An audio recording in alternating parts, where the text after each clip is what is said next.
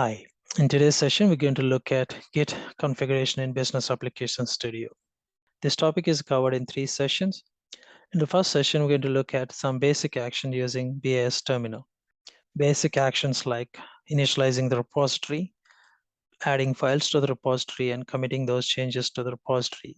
At the end, pushing the changes to the remote repository. In the next session, we're going to start creating branches and start merging the changes from one branch to another branch, and also look at the rebase functionality in Git. In the third session, we're going to look at merge conflicts and how do we resolve those merge conflicts in different scenarios. I believe these 3 sessions are good enough to start working in any project. Let's get started with the first session. I have my Business Application Studio open on here. This is my workspace. I have a project that I created in the past. I was in the previous session. Also, you can see the source control extension. This is installed by default, so you don't have to explicitly do anything to get this extension. So I go back to my workspace. You can see a terminal here, and it's an Unix box, and you can run all the commands in this terminal. So you wanted to see the project folder structure, you can say ls, and it gives all the folders that are part of the HANA Cloud POC. I can even go to the database module by changing the directory to cbdb, and it can display what is in there. I can see the node modules and some of the folders that are part of the DB module.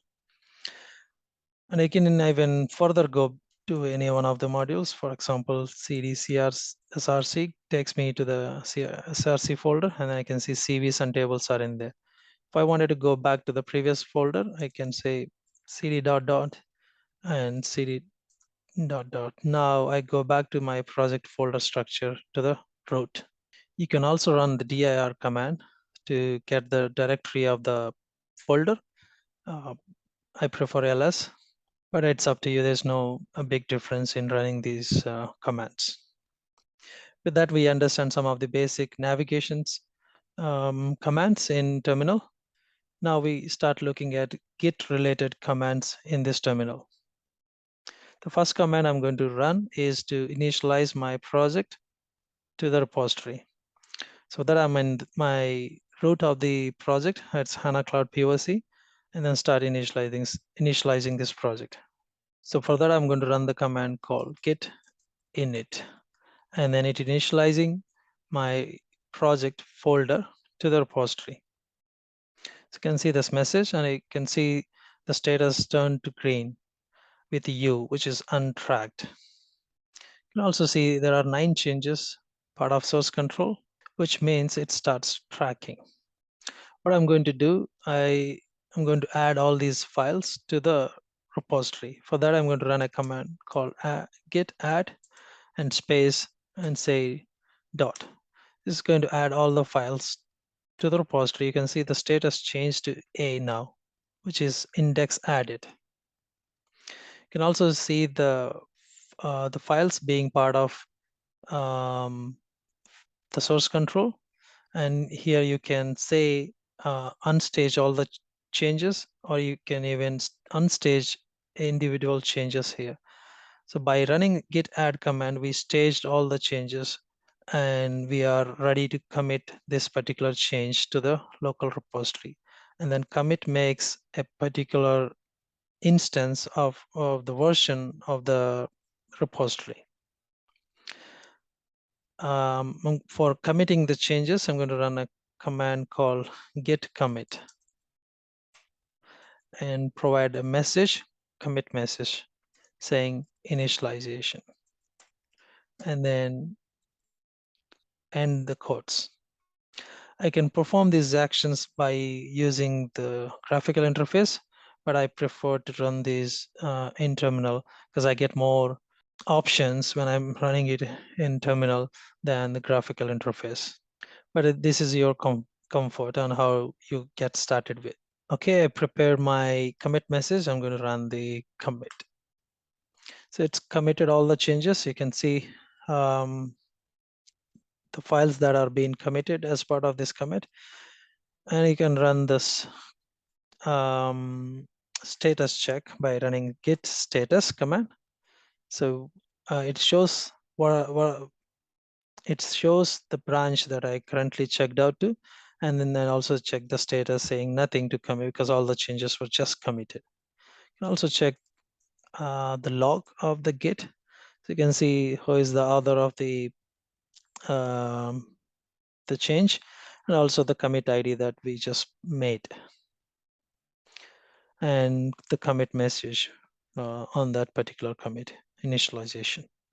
So these are the basic steps to initialize the repository and adding the files to the repository from the local structure and committing the changes to the repository. If you would like to know what branch you are working, you can navigate to the bottom left page here, so you can see the main branch. So currently I'm working in main branch. You can also get the branch that you're working by running git status. You can see when I ran git status, it's set on branch main. That's your current checked out branch. Okay, now with that, we made some changes and committed those changes to the local repository.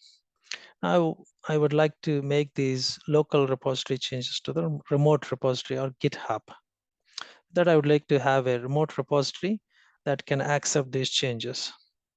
So I'm going to go to the GitHub and start creating a new repository there. I'll give a remote repository name exactly same as the one what I created locally. My local repository name is called HANA Cloud-POC. I'm going to give the same here and give the description. Anything is fine, HANA Cloud POC. I can add a README file. It's an optional. It said create a repository. The owner of the repository is going to be me. I'll put that and say create repository. My remote repository is being created. I'm going to grab the URL from this page so that I can provide to the local repository to make the sync. Go back to my business application studio and I add my remote branch here with the information that I have just copied from GitHub. Before adding the remote branch information here, I would like to configure my user credentials so that I wouldn't get any error when I try to push the changes to the remote repository. So for just for a moment, I'm going to switch back to the command page and get the commands to configure my user name. So I'll get the first command, that's git config. Grab that and paste it here. This command is to set up my user name, and the next command is to set up my user ID or user email ID. Grab the command from here, go back to BAS, give it there and run it. So this is good. Now my user credentials are being set or configured in my local Git so that it knows who is running these changes to the remote. Now I can start making remote repository addition to my local Git client. So go back here and then grab my remote repository URL, come back to the business application studio, and then I can run a command called git add remote. You can also do that by going to view command palette, and so you can get the git add remote as the first one. Either I can choose to do this one, or I can run the command for the git add remote and provide the remote name. Usually it is going to be origin, and then say the URL for the public. So yeah, that's it, and then run it. Okay, now my remote repository is being set. Now I can start pushing the changes from my local to the remote repository.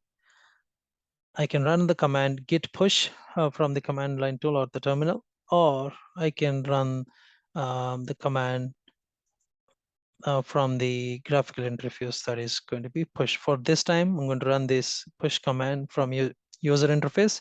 The next time onwards, I'm going to run it from the terminal. So when I click the push, it's going to ask me username. That's going to be my username and the password or token. So the authentication mechanism has been changed to provide the token. So you can generate the token from personal access token of your developer setting. So I already created my token. I can copy that and then come back to the business application studio and provide the token here. The push has been completed. Now I can go to my remote repository and then check the remote repository I created. I can see the code files came in or sync properly. When you're working with multiple developers, this remote branch can have commits coming in from other developers as well. So in that case, you start doing fetch from origin and say get fetch origin. So it's going to update all your origin remote branches in your local Git, and then start committing, and then you can start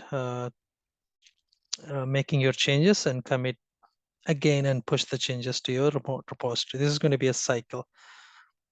To summarize what we discussed today, so we initialized a remote repository, created some files, and those files are added or staged to the local repository.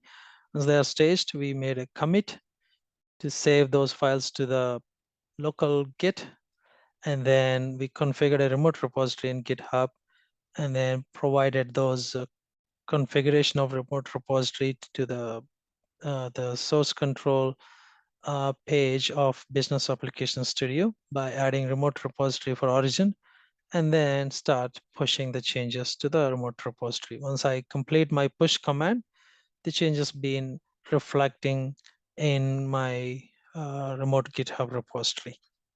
And then when I get more changes coming to the remote repository, and then I should start fetching back or pull the changes back to my local repository in order to start working another day. That is going to be for the next changes to be done. This is one way of setting up initializing your repository and then making that as a remote repository after. The other way to configure the repositories is to create a remote repository first and then get the URL and then clone that repository by going into view command palette and then clone. So this option allows to clone or to get access to any of the remote repositories and then start working from there.